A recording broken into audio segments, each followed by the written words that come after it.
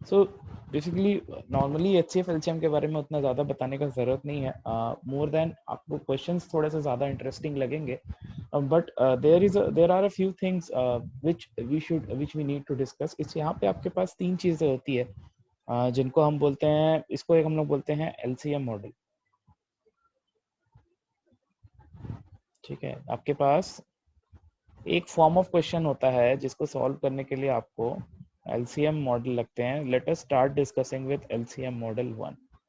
ठीक है, तो एलसीएम मॉडल 1 का मतलब ये होता है कि आपके पास मैं एक क्वेश्चन डिस्क्राइब कर रहा हूँ आपको कि सपोज आपके पास एक नंबर है, आप उसको 5 से डिवाइड करते हैं और आप उसको 7 से डिवाइड करते हैं, तो दोनों केस में आपको रिमाइंडर 2 मिलता है। ठीक है, आप किसी नंबर को 5 से डिवाइड करते हैं, आप किसी नंबर को उसी नंबर को 7 से डिवाइड करते हैं, दोनों केस में आपको रिमाइंडर 2 मिलता है। ठीक है, तो वैसे टाइप के नंबर अगर आपको निकालने हैं तो उसके लिए आपका मॉडल 1 इज हेल्पफुल। हम लोग जो डिस्कस करते हैं एलसीएम मॉडल 1, इसका मतलब ये होता है कि आप किसी नंबर को ए से डिवाइड किए तो आपको रिमाइंडर आर मिला, आप उसी नंबर को बी से डिवाइड किए तो भी आपको रिमाइंडर आर मिला। तो इस केस में हम लोग क्या कर सकते हैं, हम लोग इस नंबर का टाइप बता सकते हैं। इस नंबर का टाइप होगा, this number will be k times LCM of AB plus R, where k can be any number starting from 1। यहाँ पे k लिखने का मतलब ये हुआ, बेसिकली आपके पास बहुत सारे पॉसिबल आंसर हो सकते हैं। आप एलसीएम निकाल के उसमें से स्मॉलेस्ट निकाल सकते हो और उसके मल्टीपल्स के फॉर्म में आप क्या कर सकते हैं, उसके मल्टीपल्स के फॉर्म में आप क्वेश्चन को आगे रिजॉल्व कर सकते हैं। ठीक है, तो this is valid for multiple terms too. दो के बदले अगर आपके पास तीन नंबर हुआ, मतलब जैसे आप नंबर को ए से डिवाइड कर रहे हो, नंबर को आप बी से डिवाइड कर रहे हो, आप नंबर को सी से डिवाइड कर रहे हो, आप नंबर को डी से डिवाइड कर रहे हो, चारों केस में अगर आपको रिमाइंडर आर मिलता है तो नंबर किस टाइप का हो जाएगा, नंबर हो जाएगा आपका k times LCM of A B C D plus R. So this is our LCM model 1 कि अगर आपके किसी भी नंबर से आपको डिवाइड करने पे रिमाइंडर सेम मिलता है तो आप उसका नंबर का फॉर्म यहाँ पे लिख सकते हैं। ठीक है, that is k times LCM of A B plus R. ठीक है, ये चीज सबको क्लियर हुआ, इतना सबको क्लियर हुआ, मॉडल 1 सबको क्लियर हुआ, मॉडल किस तरीके से हम लोग एक्चुअली क्या डिस्क्राइब करने की कोशिश कर रहे हैं। यहाँ पे किसी को भी कोई डाउट प्लीज बताएंगे, ये चीज सबको समझ में आई।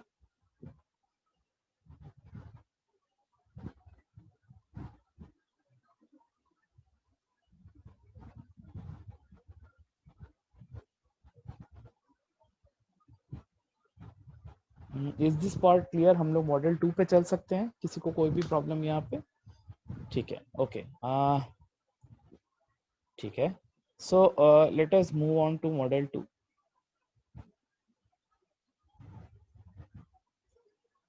What is LCM model 2?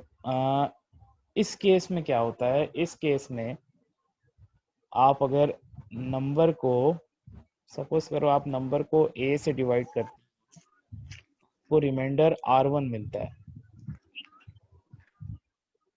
ठीक है, आप नंबर को ए से डिवाइड करते हैं तो आपको R1 मिलता है, आप नंबर को बी से डिवाइड करते हैं तो आपको रिमाइंडर R2 मिलता है।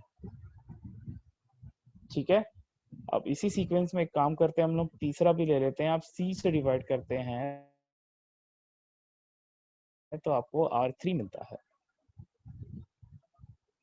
यहाँ पे आप क्या कर सकते हैं, यहाँ पे आपको एक चीज और चेक करना पड़ेगा।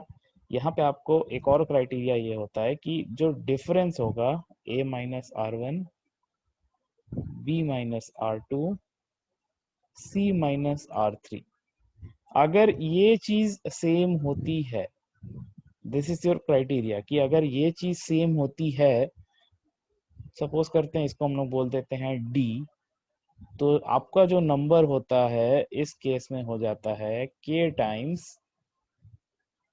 LCM of A, B, C minus D, where K can again be any value from starting from 1.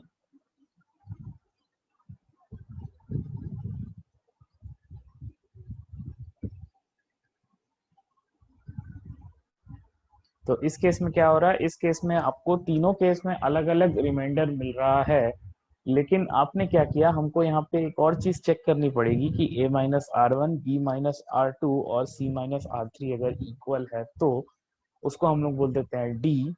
तो यहाँ पे नंबर हो जाता है k times LCM of a b c, a b and c minus d। तो this is the basic form of आपका किसी भी टाइप का नंबर अगर आपको फिगर आउट करना है रिमाइंडर्स को यूज करके या डिवीजन को यूज करके, तो उस केस में आपको ये सब चीज की जरूरत पड़ेगी। ठीक है, तो मॉडल 1 वाज सिंपल, जब आपका रिमाइंडर सेम आता है तो कुछ नहीं करना है, एलसीएम निकालना है, के से मल्टीप्लाई करना है और उसमें आर ऐड कर देना है। सेकेंड टाइम अगर अलग अलग आ रहा है तो आपको उसमें चेक ये करना है कि a minus R one, B minus R two, C minus R three अगर सेम है तो आप उसको यहाँ पे यूज कर सकते हैं। तो यहाँ हो जाएगा k into LCM of A B C minus D. ठीक है, सो ये दो स्पेसिफिक केसेस है जो हमको बहुत ज्यादा काम आते हैं। इसके अलावा जो थर्ड मॉडल है दैट इज वेरी जेनरिक, कि आपको अगर कुछ भी नहीं पता है तो आप उस केस में क्या कर सकते हैं वो भी देख लेते हैं एक बार, बट उसका ज्यादा जरूरत पड़ता है। यहाँ पे आपको मेनली मॉडल 1 और मॉडल 2 का ही जरूरत पड़ेगा। ठीक है, so this much part is clear, ये दोनों सबको समझ में आया, मॉडल 1 मॉडल 2।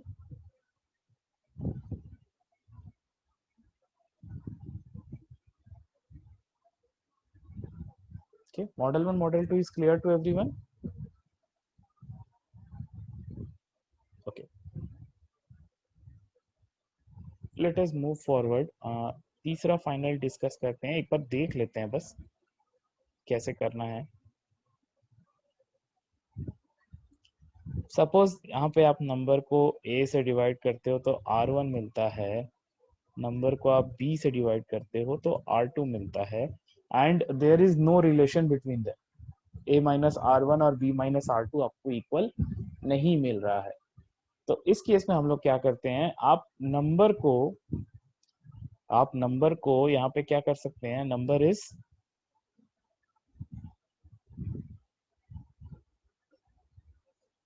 नंबर को मैं a के किसी फैक्टर प्लस r1 के फॉर्म में लिख सकता हूँ, तो k1 a प्लस r1 हो जाएगा। और यहां से मैं उसी नंबर को दूसरे फॉर्म में लिख सकता हूँ, k2a, सॉरी a नहीं होगा यहाँ पे, k2b प्लस r2।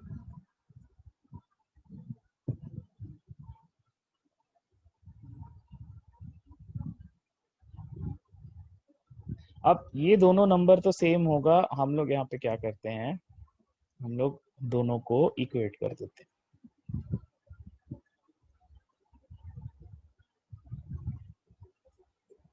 और k1 या k2 किसी एक के फॉर्म में इक्वेशन बना लेते हैं, तो यहाँ पे मिल जाएगा k1 is equals to k2b plus r2 minus r1 divided by. अब इस पॉइंट के बाद हमारे पास कोई प्रोसेस नहीं है, इस पॉइंट के बाद आपको क्या करना पड़ेगा, आपको हिट एंड ट्रायल करना पड़ेगा और k1 और k2 के लिए सेट ऑफ वैल्यूज ढूंढ के निकालना पड़ेगा। सिंस आपको ये चीज मालूम है कि दोनों पॉजिटिव इंटीजर ही होगा, तो हमको पॉजिटिव इंटीजर पुट करके ये फिगर आउट करना पड़ेगा कि अगर आप कौन से k1 के वैल्यू के लिए कोई एक आपका k2 का वैल्यू मिल रहा है। ठीक है, यहाँ से प्रोसेस आपका लास्ट स्टेप जो है वो हिट एंड ट्रायल के फॉर्म का हो जाता है, जहां पे आप एक वैल्यू को दूसरे वैल्यू के फॉर्म में फिगर आउट करने की कोशिश कर। Okay, so this is model 3। As I said, ये आपको बहुत ज्यादा फंक्शन में नहीं मिलेगा, बट हाँ अगर मिलता है तो we should know how to solve it.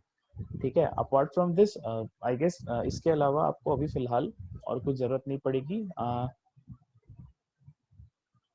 ठीक है, लेट अस सी, अगर हमारे पास एग्जांपल है, एग्जांपल अगर मैं ले लूं, सपोज आप किसी नंबर को 5 से डिवाइड कर रहे हो तो आपको रिमाइंडर 1 मिल रहा है, और आप नंबर को 7 से डिवाइड कर रहे हो तो आपको रिमाइंडर 6 मिल रहा है। ठीक है, तो आपका नंबर क्या हो जाएगा, इसको मैं ले लेता हूँ 5k1 प्लस 1, और इसको मैं ले लेता हूँ 7k2 प्लस 6। ठीक है, अब इन दोनों को आप इक्वेट कर दीजिए, बिकॉज सेम नंबर है। आप k1 की वैल्यू निकाल लीजिए, k1 का वैल्यू हो जाएगा 7k2 plus 5 divided by 5। Okay, अब सोच के देखो, आपको इस नंबर को आप क्या k2 की क्या वैल्यू रखोगे कि k1 आपको एक इंटीजर के फॉर्म का मिले। k2 की वैल्यू क्या रखने से आपको k1 इंटीजर मिलेगा, k2 की वैल्यू आपको 5 रखने से इंटीजर मिल जाएगा।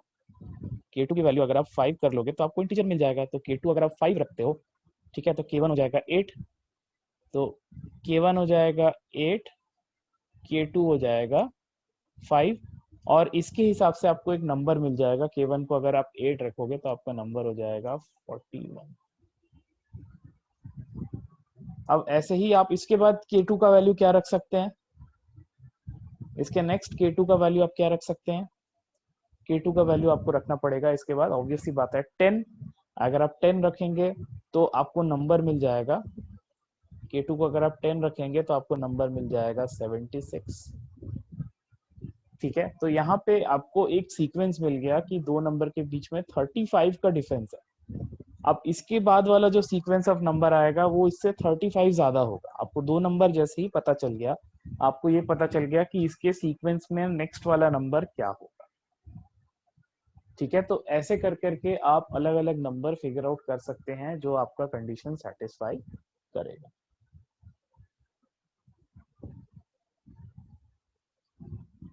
ठीक है, so is this thing clear कि मॉडल 3 को यूज कैसे करते हैं, सबको समझ में आया।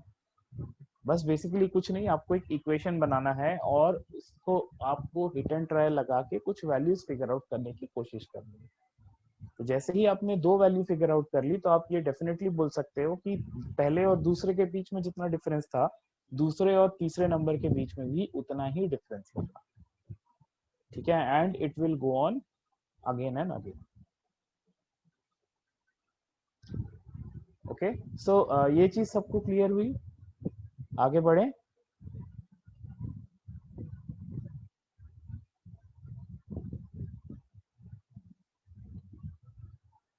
ओके,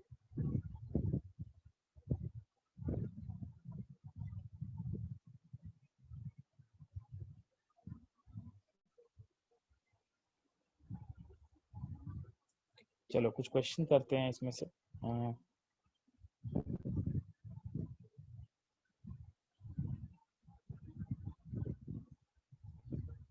सबसे पहला क्वेश्चन, ठीक है, इसको इसको कैसे करेंगे मुझे ये बताएं पहले तो।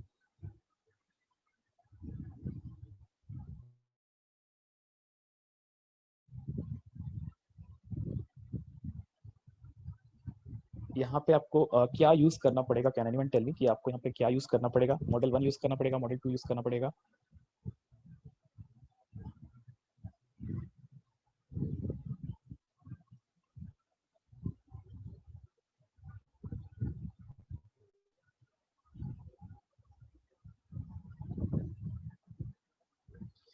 ठीक है, इट इज ट्रू, यहाँ पे आपको मॉडल 1 यूज करना पड़ेगा, बट क्या सिर्फ मॉडल 1 यूज करके सॉल्व करने से आपको डायरेक्ट आंसर मिल जाएगा?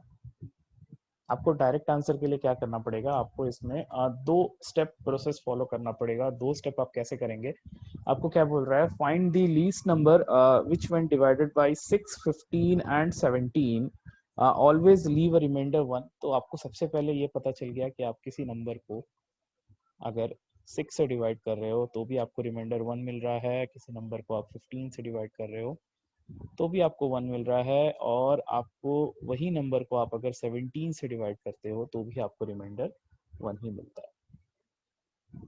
ठीक है, अब सबसे पहले तो आप अपने नंबर का पैटर्न निकाल लो कि आपका नंबर किस फॉर्म का होगा। आपका number will be of the form k times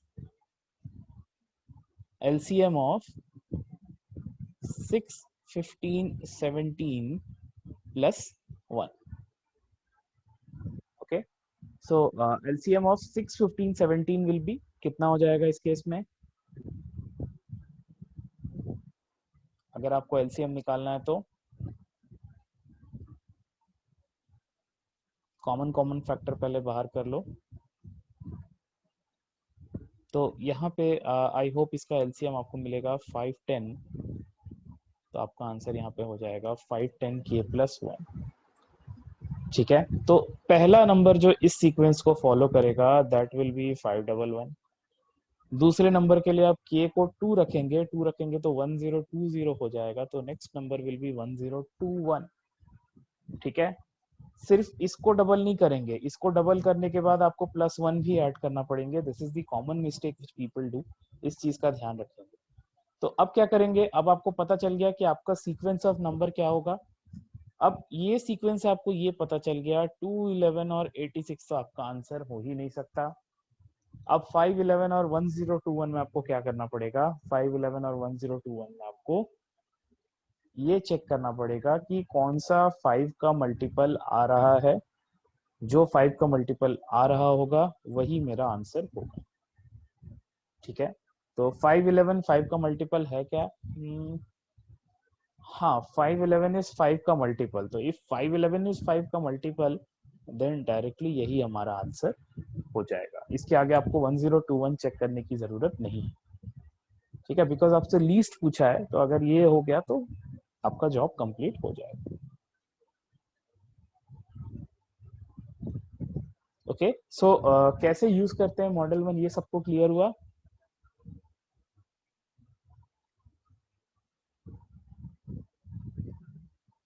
okay, चलो late us move forward with questions. Please try question 2, इसको सॉल्व करेंगे।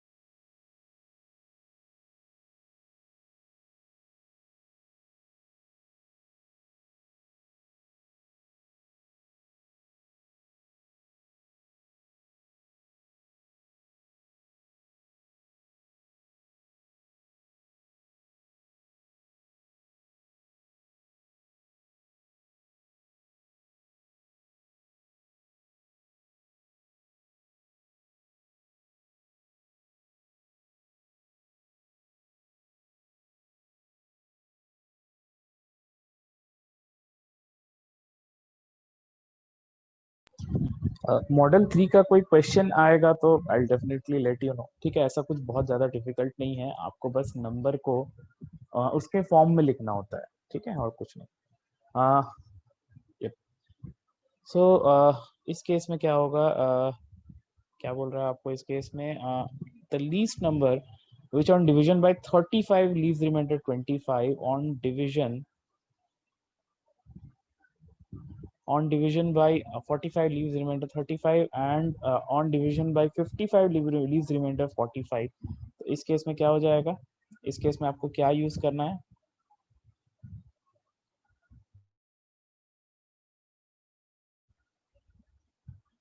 कौन सा मॉडल यूज करना पड़ेगा यहाँ पे,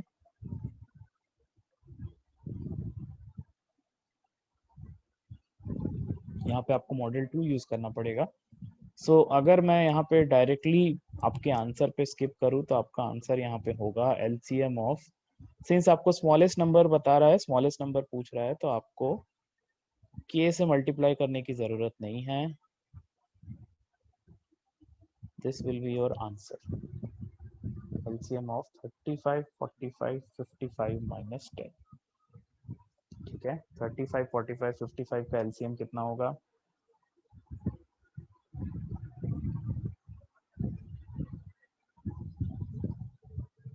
इसका एलसीएम विल बी 3465 माइनस 10 करेंगे तो आपको आंसर यहाँ पे मिल जाएगा 3455। ओके, सो ये भी स्ट्रेट फॉरवर्ड था, तो इस तरीके से आप मॉडल 1 और मॉडल 2 यूज कर सकते हैं। Please try the next question.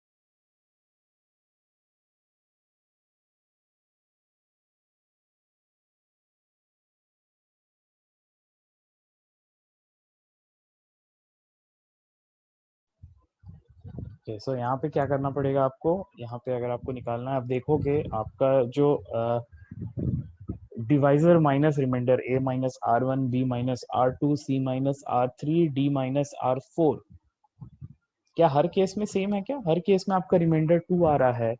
अगर हर केस में आपका रिमाइंडर 2 आ रहा है तो यहाँ पे आप डायरेक्टली लगा सकते हैं मॉडल 2। तो what will be model 2, this will be LCM of,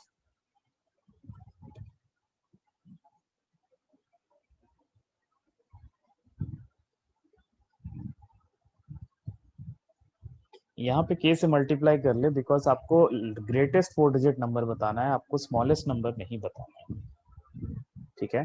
तो यहाँ पे आपका हो जाएगा 12 into 7, this will be 84, 84 into 5 420, आपका आंसर यहाँ पे हो जाएगा 420k माइनस 2।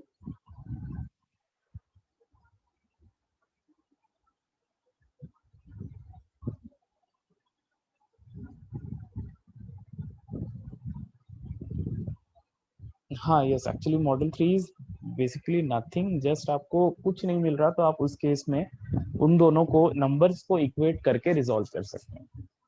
ठीक है, यहाँ पे आपको क्या करना है, यहाँ पे आपको लार्जेस्ट 4 डिजिट नंबर निकालना है। लार्जेस्ट 4 डिजिट नंबर अगर निकालना है तो k का वैल्यू आप सोच के देखो, k का वैल्यू 10 रखोगे तो 4200 तक आएगा, k का वैल्यू अगर आप 20 रखोगे तो 8400 तक आएगा।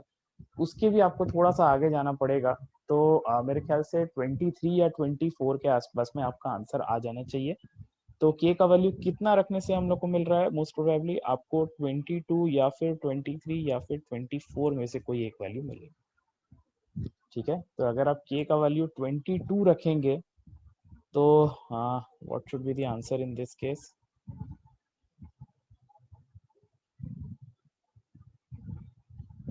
22 रखेंगे तो ये आपको मिलेगा 9240 माइनस 2।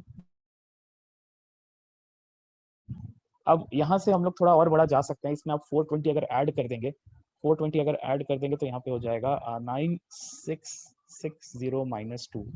इसमें भी अगर आप 420 ऐड करेंगे तो 10,000 से बड़ा हो जाएगा आपका नंबर। इसमें अगर आप 420 ऐड कर देंगे तो यहाँ पे कितना हो जाएगा, 9600 प्लस 400 में हो जाएगा 10,000, तो यहाँ पे आ जाएगा 10080 माइनस 2। तो ये आपका 5 डिजिट तक चले जा रहा है, ये मेरा आंसर नहीं होगा। My answer in this case will B 9660 minus 2, that is 9558। तो इस केस में आपका answer will B 9558। Okay, so let us move forward और आगे बढ़ते हैं थोड़ा। अच्छा, इसको ट्राई करेंगे। हाँ, 9658 is the correct answer. Sure, please try the next question. Question number 4 solve करेंगे।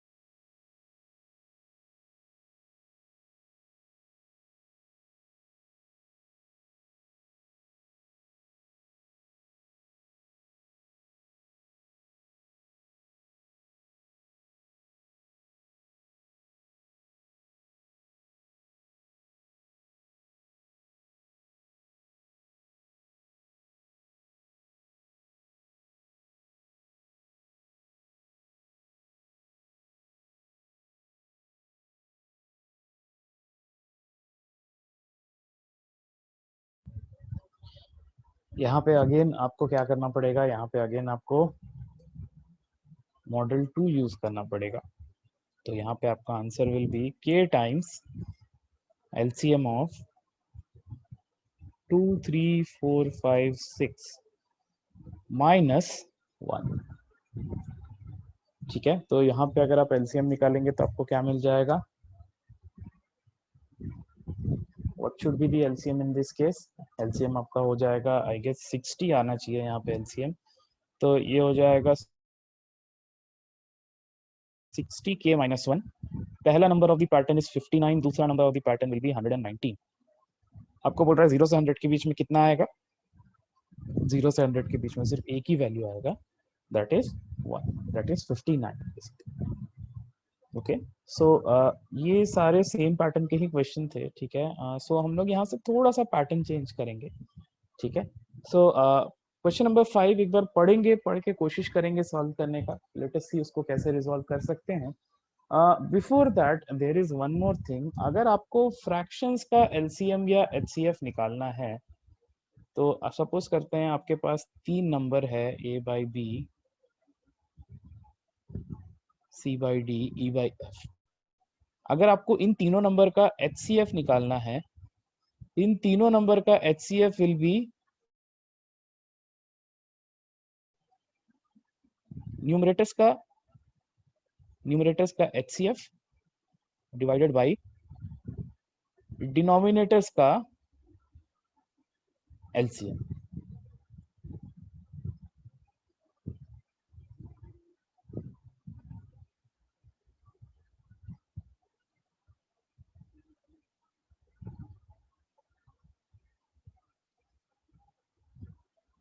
ओके, और अगर इन तीनों का आपको एलसीएम निकालना है, तो यहाँ पे न्यूमरेटर्स का आप एलसीएम निकालेंगे और डिनोमिनेटर्स का आप एचसीएफ निकालेंगे।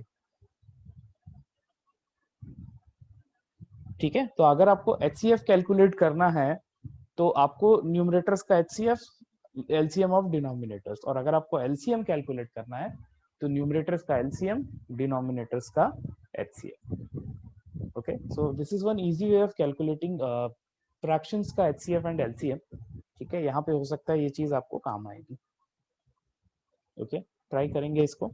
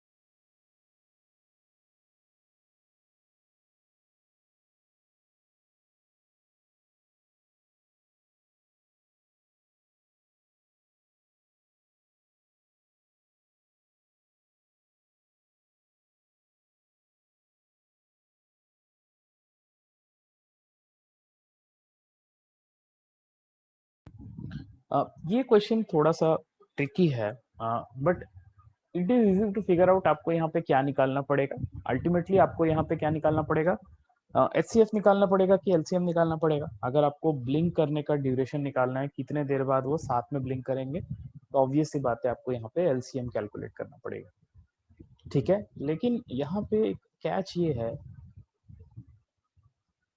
यहाँ पे कैच ये है कि आप सोच के देखो, आपको बोल रहा है कि हर 2.5 सेकेंड्स के लिए ब्लिंक करता है, इंटरवल में ब्लिंक करता है, ठीक है, एंड 1 सेकेंड बाद वो ब्लिंक करना बंद कर देता है। ओके, सो सपोज करते हैं पहली बार तीनों 0 सेकेंड्स पे ब्लिंक किया, ठीक है। उसके बाद वो पहला वाला तो 2.5 पे ब्लिंक करना स्टार्ट किया और 1 सेकेंड तक ब्लिंक होता रहा,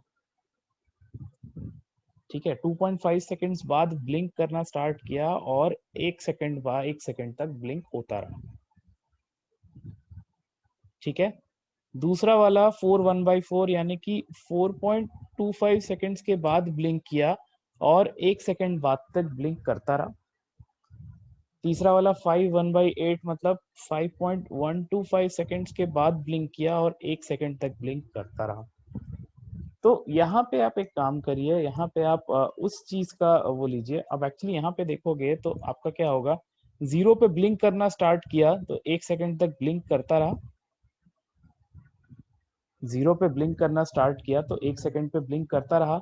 अब अगले बार वो इसके 2.5 इंटू 2 यानी कि 5 सेकेंड बाद चालू करेगा और 1 सेकेंड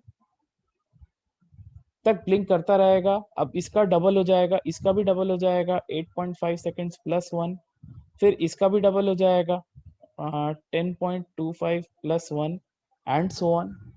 तो बेसिकली यहाँ पे क्या हो रहा है, यहाँ पे आप ये निकालिए, आप अगर तीनों लाइट एक साथ ब्लिंक करना स्टार्ट कर रहा है तो तीनों एक साथ ब्लिंक करना बंद भी करेगा। तो आप यहाँ पे पहले ये निकाल लीजिए कि तीनों एक साथ ब्लिंक करना बंद कितने टाइम के बाद करेगा, तीनों एक साथ ब्लिंक करना बंद कितने टाइम के बाद करेगा। तो यहाँ पे आपको एलसीएम 5/2 या 2.5 4.25 और 5.125 का नहीं निकालना है, यहाँ पे एलसीएम आपको निकालना पड़ेगा 2 1/2 plus 1, 2 1/2 plus 1 will be 7/2, 4 1/4 plus 1, 4 1/4 is basically 17/4 plus 1 यानी कि 21/4, और 5 1/8 plus 1, 5 1/8 plus 1 का मतलब हो जाएगा 41/8 plus 1, तो ये हो जाएगा आपका 49/8। आपको इन तीनों का एलसीएम निकालना पड़ेगा, ठीक है। लेकिन इन तीनों का एलसीएम निकालने से भी आपका काम खत्म नहीं होगा। आप सोच के देखो, आपने यहाँ पे जो कैलकुलेशन किया है उसमें आपने इसको कंसिडर नहीं किया है, आपने ये 1 सेकेंड का कोई कंसिडरेशन नहीं लिया है, आपने सिर्फ ये ले लिया है कि वो हर 7/2 सेकेंड्स के बाद ब्लिंक करना बंद कर देगा, ठीक है। तो इसमें क्या करना पड़ेगा, इसमें आपको 1 सेकेंड माइनस करना पड़ेगा, क्योंकि आप 1 सेकेंड ज्यादा कैलकुलेट कर लोगे, आप जो कैलकुलेशन कर रहे हैं उससे 1 सेकेंड ज्यादा आएगा। 1 सेकेंड ज्यादा क्यों आएगा, क्योंकि ये जो 1 सेकेंड है ये आपके कंसिडरेशन में नहीं रहेगा, ठीक है। ये आपका बेसिकली ऐड हो जाएगा, सॉरी हाँ, आपको वो 1 सेकेंड माइनस करना पड़ेगा वहां से, ठीक है। तो एलसीएम निकालेंगे, एलसीएम निकालने के लिए क्या निकालना पड़ता है, ऊपर के तीनों का एलसीएम। व्हाट विल बी ऊपर के तीनों का एलसीएम, ऊपर के तीनों का एलसीएम विल बी 7 21 49 का एलसीएम कितना हो जाएगा, 7 into 7 into 3 49 into 3, this will be 147, ठीक है। और नीचे तीनों का एचसीएफ, नीचे तीनों का एचसीएफ विल बी 2 -1 करेंगे, दिस इज 73.5, आपका आंसर हो जाएगा ऑप्शन 2, दैट इज 72.5,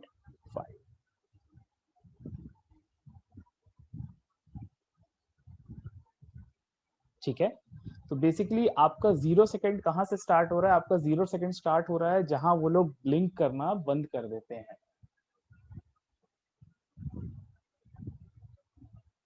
ठीक है, 41/8 था, उसमें आपने 1 सेकंड और ऐड किया ना, आपको एलसीएम लेने के लिए तीनों में आपने एक एक सेकंड ऐड किया। Okay, so in this case our answer is 72.5 seconds.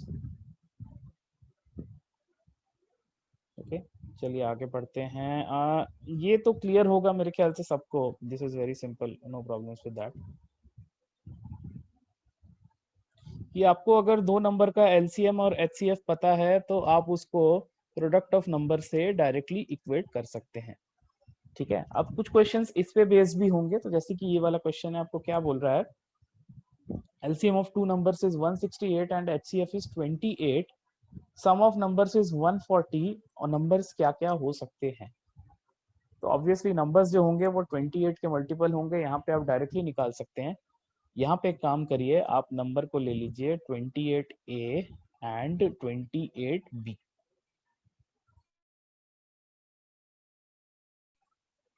But you have to make sure इधर पे कि A और B का जो HCF है वो हमेशा 1 होना चाहिए। आपने अपने नंबर्स 28A और 28B के फॉर्म में ले लिए, तो आपको ये चीज इंश्योर करना है, आपको ये चीज इंश्योर करना है कि A और B का HCF 1 हो। क्यों? क्योंकि अगर आपका नंबर 28 इंटू 2 एंड 28 इंटू 4 हुआ, तो उसका HCF आपका 28 नहीं रह जाएगा, उसका HCF आपका बड़ा हो जाएगा 28 से। दैट इज वाई आपको यहाँ पे ये चीज बस ध्यान रखनी है कि A और B का HCF 1 ही रहे। ठीक है, तो यहाँ पे आपको मालूम है LCM of two numbers is 168, HCF of two numbers is 28, दोनों नंबर का मल्टीप्लीकेशन करेंगे 28A इंटू 28B। ठीक है, ये 28 कैंसिल हो जाएगा, इस 28 को इधर से कैंसिल करेंगे तो ये हो जाएगा 6, आपको मिल गया A into B equal to 6। और दूसरी चीज आपको ये मालूम है कि 28A plus 28B this is equal to 140। तो यहाँ पे आपको मिल गया A प्लस बी जो होगा वो आपका 5 हो जाएगा, और आपको ये मालूम चल गया A और B का जो प्रोडक्ट है that is 6। So what should be the values of A and B? What should be the values of A and B? A and B के वैल्यूज क्या क्या होने चाहिए? 2 और 3 होने चाहिए। अगर 2 पुट करोगे तो 56, 3 पुट करोगे तो 84।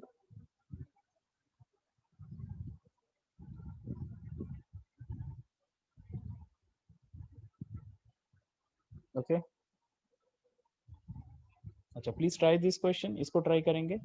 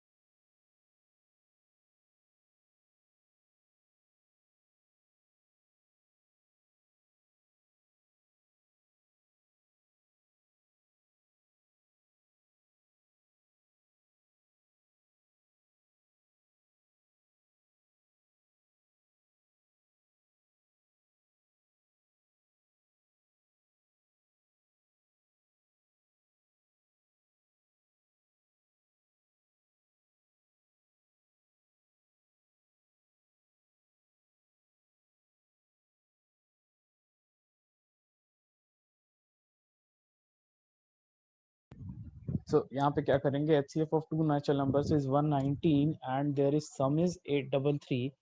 What are the numbers if they differ by minimum possible amount?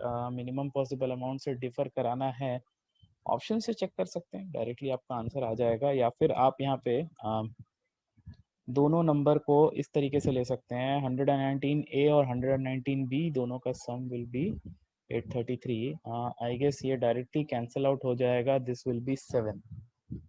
ठीक है, 7 मतलब A प्लस बी अगर 7 हुआ तो सबसे मिनिमम डिफरेंस में आप क्या बना सकते हैं, एक 3 हो एक 4 हो। ठीक है, तो एक 119 इंटू 3 हो जाएगा, एक 119 इंटू 4 हो जाएगा। ठीक है, तो 119 इंटू 3 इज 357 और 4 हो जाएगा आपका 476। ओके, आगे बढ़े।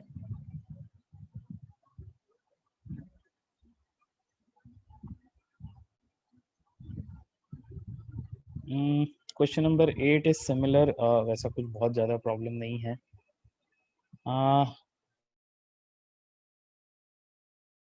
क्वेश्चन नंबर 9 सॉल्व करेंगे, please try question number 9।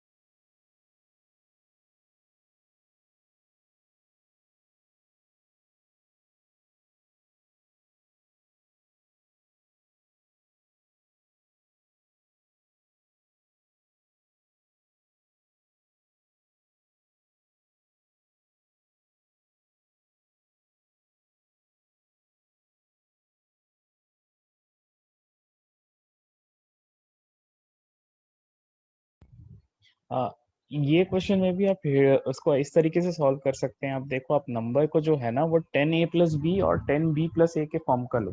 A B और बी ए लेके सॉल्व करोगे तो आपका आंसर नहीं आएगा उस केस में, या डिफिकल्ट जाएगा। ठीक है, तो आप नंबर को एक काम करिए, आप नंबर को 10A प्लस बी और 10B प्लस ए लीजिए, दोनों का डिफरेंस हो जाएगा 9 टाइम्स B माइनस ए और A minus B, sorry 9 times A minus B. ठीक है, तो दो नंबर्स का डिफरेंस हो जाएगा 9 टाइम्स A माइनस बी। तो दो नंबर का HCF क्या क्या हो सकता है आपका, यहाँ पे HCF हो सकता है 9 9 इंटू 2 हो सकता है, 9 इंटू 3 हो सकता है, एंड सो ऑन। ठीक है, तो अगर आपका HCF 9 हुआ तो आप ए बी और बी ए के बारे में क्या बता सकते हैं? आप नंबर क्या क्या ले सकते हैं? कोई भी पॉसिबिलिटी? एक पॉसिबिलिटी यहाँ से निकल के आती है, आप सोच के देखो, 1 2 2 1 ले लो, फिर कोई भी आप दो पॉसिबल पेयर लेके देखो आपको इस केस में। लेकिन यहाँ पे जैसे ही आपने HCF 9 ले लिया, इसके साथ साथ एक चीज और आपकी कंफर्म हो जाती है कि यहाँ पे A माइनस बी जो होगा 1 होगा। ठीक है, ये दो कंस्ट्रेंट को यूज करके आपको ये नंबर डिफाइन करने हैं, तो एक पॉसिबल नंबर ये हो जाएगा कि 54 और 45 हो। ठीक है, अब दो के डिफरेंस में क्या आप 18 HCF वाले नंबर्स बना सकते हैं? वैसे इतने में ही अपना पर्पस फुलफिल हो जाता है, क्योंकि यहाँ पे आपको एक आंसर मिल जाता है, दैट इज 9। सो उसके आगे आपको सोचने की जरूरत नहीं है। बट फिर भी अगर आप सोचना चाहो तो आप ये सोच के देखो कि दो डिफरेंस अगर है तो नंबर क्या क्या हो सकते हैं। 24 42 दोनों में HCF 18 नहीं है। फिर आपका आ जाएगा 46 64 दोनों में HCF 18 नहीं है। फिर 68 86 अगेन दोनों में HCF 18 नहीं है, डिफरेंस जरूर 18 का है। ठीक है, तो यहाँ पे वो चीज नहीं हो पा रही है। सिमिलरली जैसे ही आप और नंबर बड़े करते जाओगे तो उस केस में भी आपको आंसर शायद ना मिले। ठीक है, तो पहले केस में ही आपको 54 45 मिल जा रहा है, तो आप डायरेक्टली A प्लस बी को 9 बोल सकते हैं। ओके,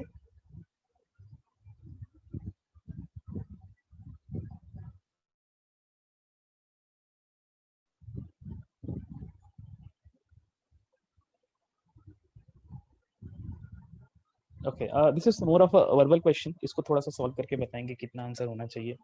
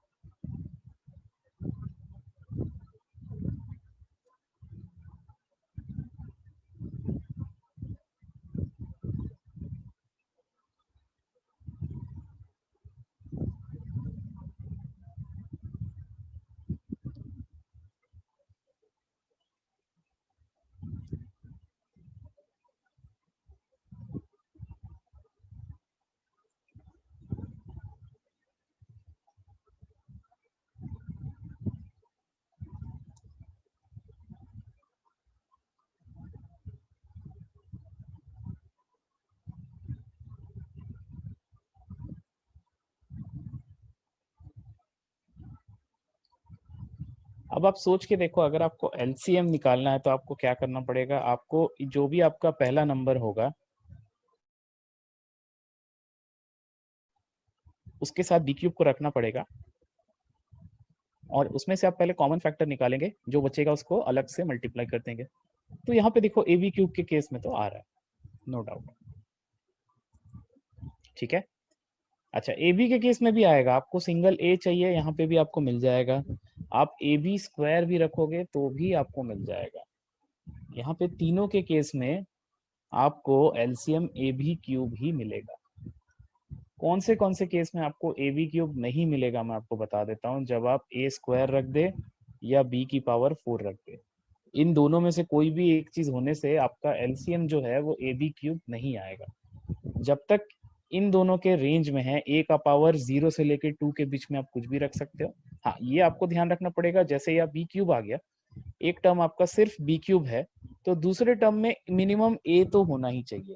तो दूसरा, अगर पहला टर्म बी क्यूब है तो एक टर्म ए हो सकता है, एक टर्म ए बी हो सकता है, एक टर्म ए बी स्क्वायर हो सकता है, और एक टर्म ए बी क्यूब हो सकता है। तो इन चारों में से कोई भी वैल्यू अगर आपको होता तो चारों के केस में आपका एलसीएम ए बी क्यूब ही आता। तो इस केस में आपका answer will be none of these. Okay, ये चीज सबको क्लियर हुई?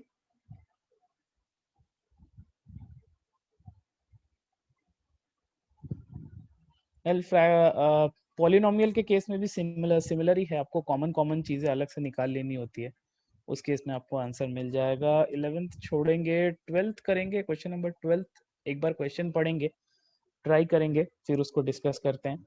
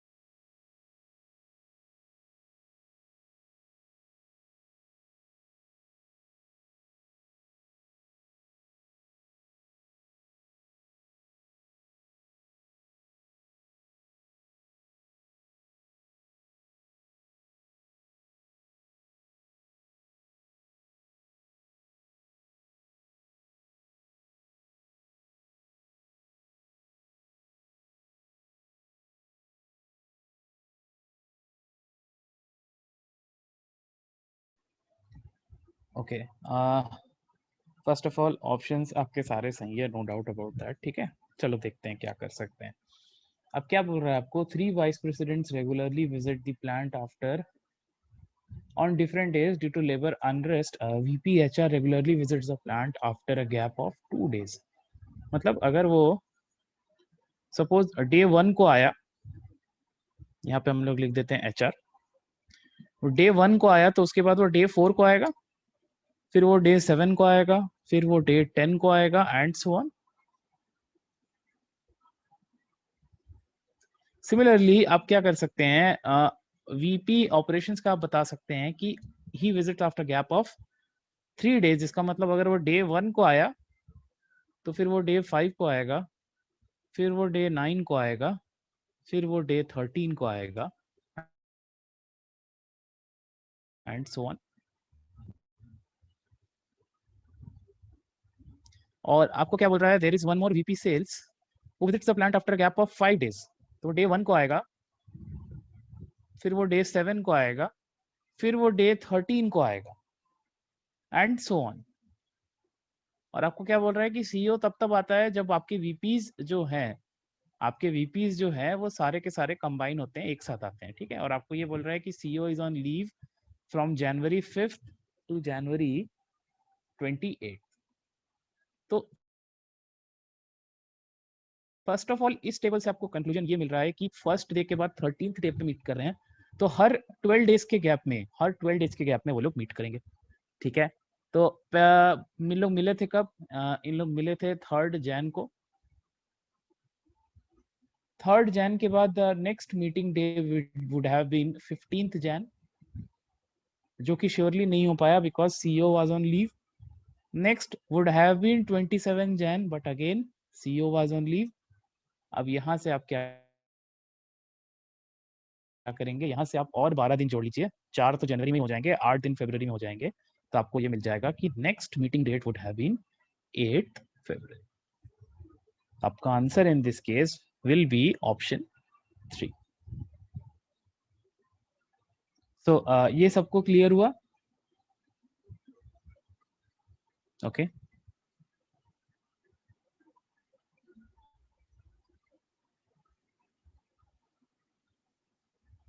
ओके, नेक्स्ट क्वेश्चन ट्राई करेंगे।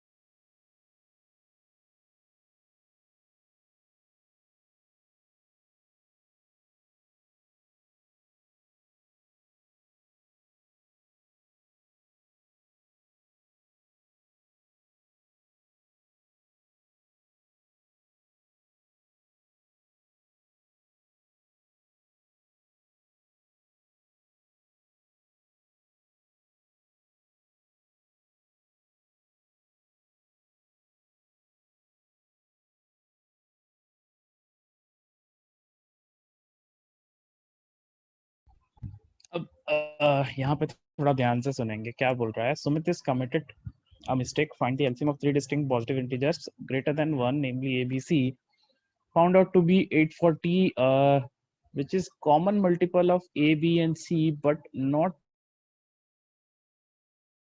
the lowest. अब मुझे ये बताना कि अगर आपको कॉमन मल्टीपल 840 है, आपको ये बोल दिया कि आपका जो एलसीएम है इससे लोएस्ट ही होगा.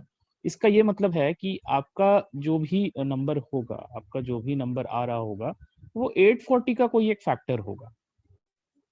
ठीक है, वो 840 का कोई एक फैक्टर होगा. करेक्ट. ठीक है, 840 अगर आपका एलसीएम नहीं है तो आपका जो एलसीएम होगा वो 840 का कोई एक फैक्टर होगा. ये चीज सबको क्लियर हुई? इस चीज पे सब लोग एग्री करते हैं कि आपका जो भी एलसीएम होगा वो 840 का कोई एक फैक्टर होगा. सब इस बात पे एग्री करते हैं कि जो भी होगा 840 का फैक्टर होगा. 840 नहीं होगा तो 840 का कोई एक फैक्टर जरूर होगा. और 840 का अगर कोई एक फैक्टर जरूर होगा, आपको मैक्सिमम वैल्यू निकालना है. मैक्सिमम वैल्यू अगर निकालना है तो आपको कौन सा फैक्टर को एलसीएम लेना चाहिए?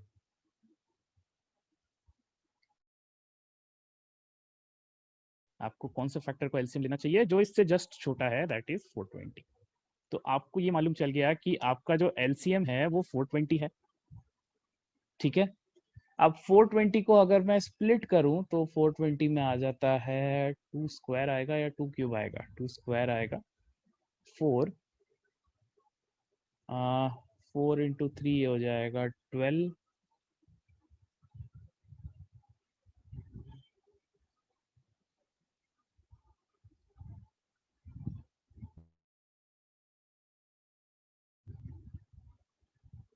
Okay, so this is it. 3 5 7 and 2 square, ये आपका हो जाएगा.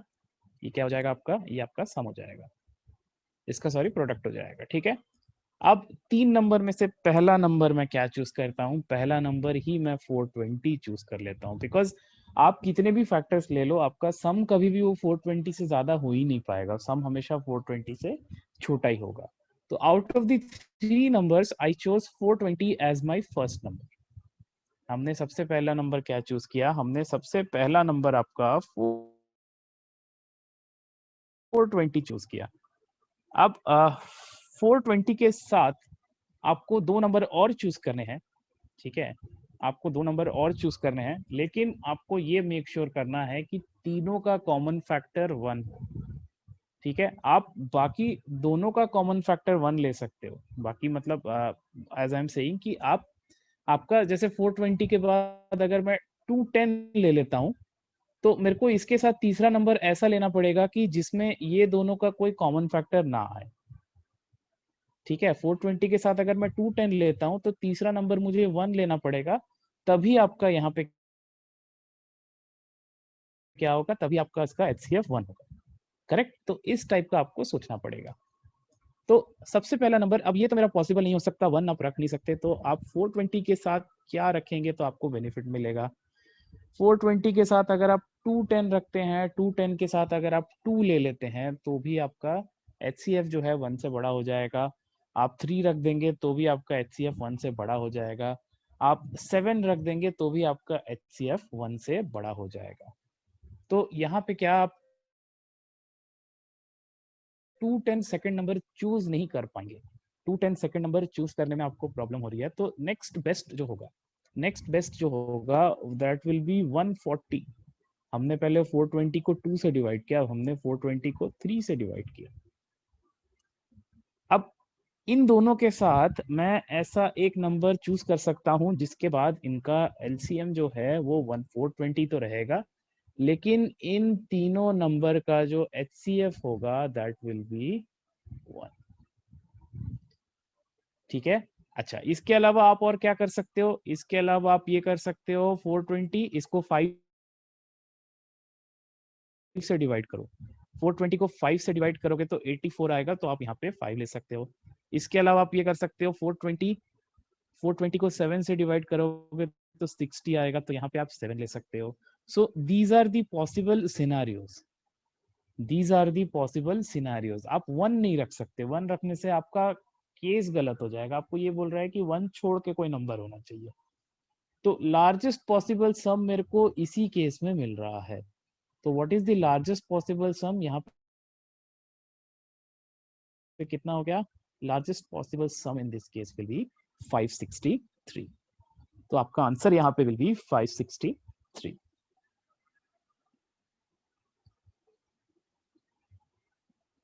ओके, क्लियर हुआ ये चीज सबको? किस तरीके से नंबर्स चूज किए ये सबको समझ में आया?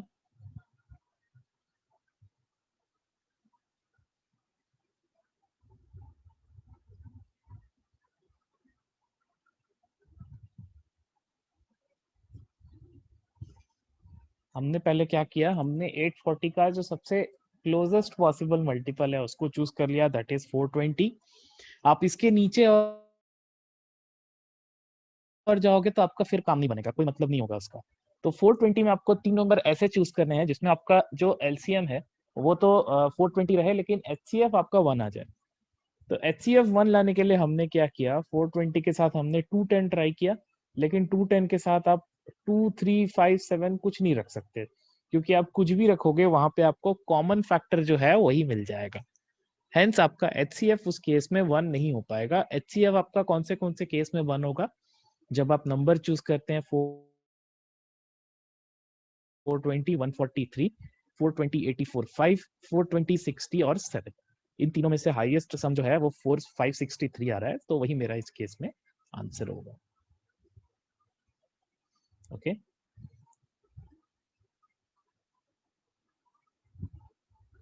एक क्वेश्चन और करते हैं and then we will wind up.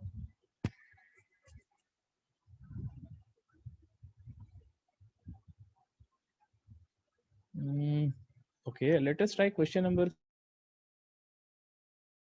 14। एक बार पढ़ेंगे, इसको सॉल्व करने की कोशिश करेंगे, इसके बाद हम लोग इसको रिजॉल्व करते हैं।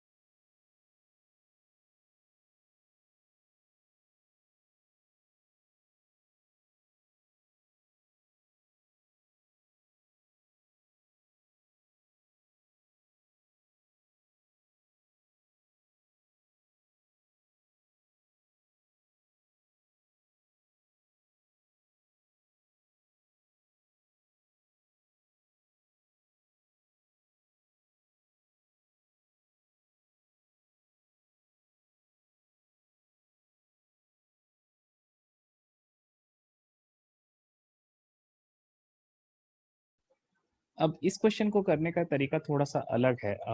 एक्चुअली एवरी क्वेश्चन डिफरेंट यहाँ पे। तो आप सबसे पहले तो ये निकाल लीजिए 119 का फैक्टर क्या क्या होगा।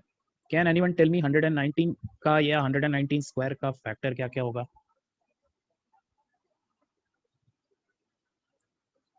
What will be the factors to 119 square? 119 square will be 119 7 और 17 का मल्टीप्लिकेशन होता है, तो ये 7 स्क्वायर और 17 स्क्वायर का मल्टीप्लिकेशन हो जाएगा। ठीक है, 7 स्क्वायर इंटू 17 स्क्वायर हो जाएगा। तो आपको क्या करना है, आपको 3 नंबर ऐसे बनाने हैं। आपको 3 नंबर कैसे बनाने हैं? आपके पास x होगा, y होगा, z होगा। तीनों में से आपका कैसा कैसा पॉसिबिलिटी हो सकता है उसको हम लोग चेक करेंगे। सबसे पहले हम लोग क्या करते हैं, आप सिर्फ सबसे पहले ये एज्यूम कर लीजिए कि आपका नंबर 7, आपका जो एलसीएम है दैट इज 17 स्क्वायर। ठीक है, जस्ट अ मिनट। तो आपका 119 स्क्वायर है, this is 7 square into 17 square. तो सबसे पहले हम लोग ये चेक करेंगे कि अगर आपका सिर्फ 17 स्क्वायर होता एलसीएम, तो उस केस में आपका डिस्ट्रीब्यूशन जो होता वो कैसा कैसा होता। ठीक है, आपका डिस्ट्रीब्यूशन किस तरीके से हो सकता था। अब सोच के देखो, एक काम करते हैं हम लोग यहाँ पे किसी एक को फिक्स कर देते हैं। ठीक है, हम लोग एक काम करते हैं, इसको फिक्स कर देते हैं कि आपका x में 17 का कोई पावर नहीं आ रहा है। अगर x में 17 का कोई पावर नहीं आ रहा है तो आप y में क्या क्या रख सकते हैं, आप y में तीन चीज रख सकते हैं, 17 की पावर 0, 17 की पावर 1 एंड 17 स्क्वायर। ओके, तो अगर x 17 to the power of 0 है, y 17 to the power of 0 है, तो z में डेफिनेटली 17 स्क्वायर आना चाहिए। उसके बिना आपका कोई कंडीशन पॉसिबल नहीं होगा जिस केस में आपको 17 स्क्वायर एलसीएम मिले।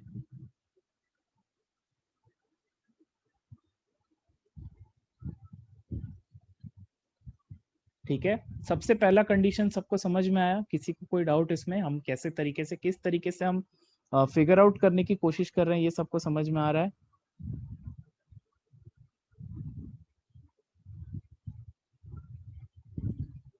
दूसरी चीज, अगर y में 17 टू द पावर ऑफ 1 भी है, तो z को मैं क्या क्या पॉसिबल वैल्यू दे सकता हूं, कोई बता सकता है? z को मैं ऐसा क्या पॉसिबल वैल्यू दूं कि आपका जो है, आपका एलसीएम जो है वो 17 स्क्वायर आ जाए। y का अगर 17 वैल्यू है तो z में मैं ऐसा क्या वैल्यू दूं कि आपका एलसीएम जो है वो 17 स्क्वायर आ जाए। अब तीन ही पॉसिबिलिटी है, 17 टू द पावर ऑफ 2 से ज्यादा तो आप ऐसे भी नहीं रख सकते, 17 टू द पावर ऑफ 0 रखोगे तो एलसीएम हो जाएगा 1, 17 टू द पावर ऑफ 1 रखोगे तो एलसीएम हो जाएगा 17। यहाँ पे भी मतलब आपको क्या करना पड़ेगा, यहाँ पे भी आपको 17 स्क्वायर ही रखना पड़ेगा, उसके बिना आपको एलसीएम 17 स्क्वायर नहीं मिल पाएगा।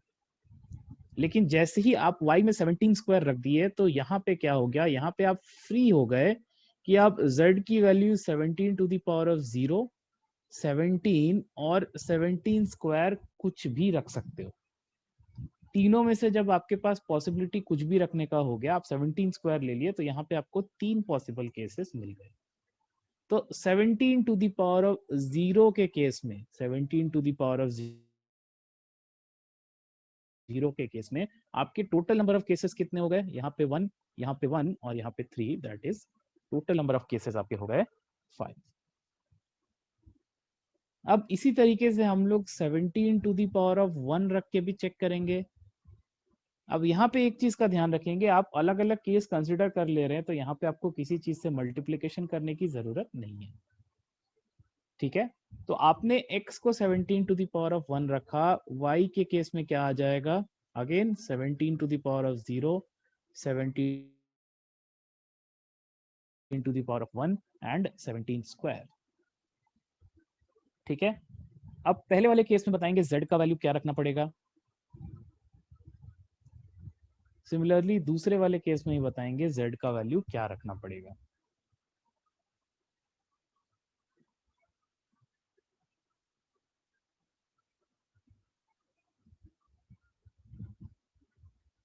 Seventeen to the power of 1, 17 to the power of 0 अगर है तो आपको ये मालूम चल गया, यहाँ पे आपको 17 स्क्वायर ही रखना पड़ेगा दोनों केस में, क्योंकि 17 स्क्वायर अगर आप नहीं रखोगे तो आपका एलसीएम 17 स्क्वायर हो ही नहीं पाएगा। और जैसे ही यहाँ पे 17 स्क्वायर आ गया, जैसे ही 17 स्क्वायर आ गया, आप यहाँ पे फ्री हो गए, आप कोई भी वैल्यू पुट कर सकते हैं।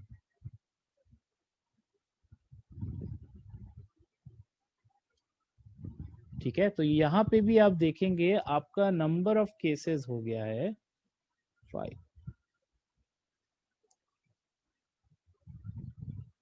अब इसके बाद आप जैसे ही यहाँ पे 17 स्क्वायर पुट करते हैं, यहाँ पे आपको एक चेंज मिलेगा। यहाँ पे ये चेंज मिलेगा कि यहाँ पे आप तीनों में से कोई भी वैल्यू पुट कर सकते हैं। जैसे ही आपने इसको 17 स्क्वायर रखा, यहाँ पे आप कोई भी वैल्यू रख सकते हैं। सिमिलरली यहाँ पे भी आप कोई भी वैल्यू रख सकते हैं। तो यहाँ पे तीन पॉसिबिलिटी, यहाँ पे तीन possibility, total number of cases 3 into 3 यहाँ पे हो गया 9। ठीक है, तो एलसीएम जो है 17 स्क्वायर लाने का आपके पास टोटल नंबर ऑफ पॉसिबिलिटीज है 9 + 5 दैट इज 90। और सिमिलरली अब मुझे बताएंगे कि अगर आपको 7 स्क्वायर एलसीएम में लाना है तो उसका कितना नंबर ऑफ पॉसिबिलिटीज होगा। How many possibilities for getting 7 square in LCM. अगर 17 स्क्वायर एलसीएम में लाने का 19 पॉसिबल वेज है, तो 7 स्क्वायर लाने का भी सेम आपका 19 पॉसिबल वेज ही होगा। तो अगर ये दोनों का कोई भी कॉम्बिनेशन चलेगा तो आपका आंसर यहाँ पे हो जाएगा 19 इंटू 19। फाइनल आपका नंबर ऑफ वेज हो जाएगा 361। तो इस केस में आपका answer is option 2 that is 361।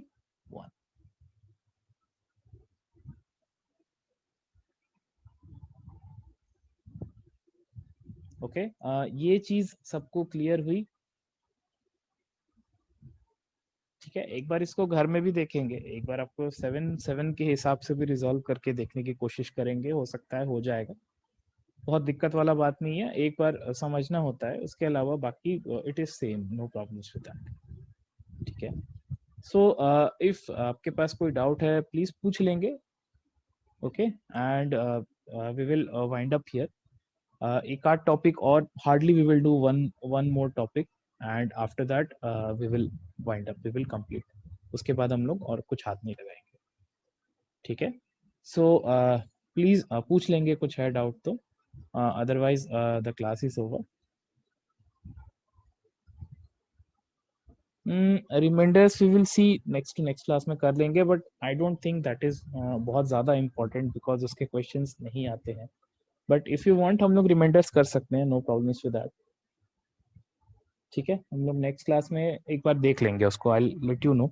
अगली क्लास हमारी कल होगी, कल हम लोग उसको डिस्कस कर लेंगे एक बार। ठीक है, एक्चुअली पहले क्वेश्चंस इसलिए आते थे, वो तो आपको अगर मॉक में दे रहा है तो इट इज़ मोर ऑफ मतलब वो वैरायटी चेक करने के लिए दे रहा है। बट अब लास्ट 5 साल में देखेंगे तो रिमाइंडर्स के क्वेश्चन नहीं आ रहे। ठीक है, but anyways if you want we will discuss, बहुत बड़ा कुछ टॉपिक नहीं है। It takes hardly 15 to 20 minutes to understand reminders. ठीक है, given that your concept in binomial is clear.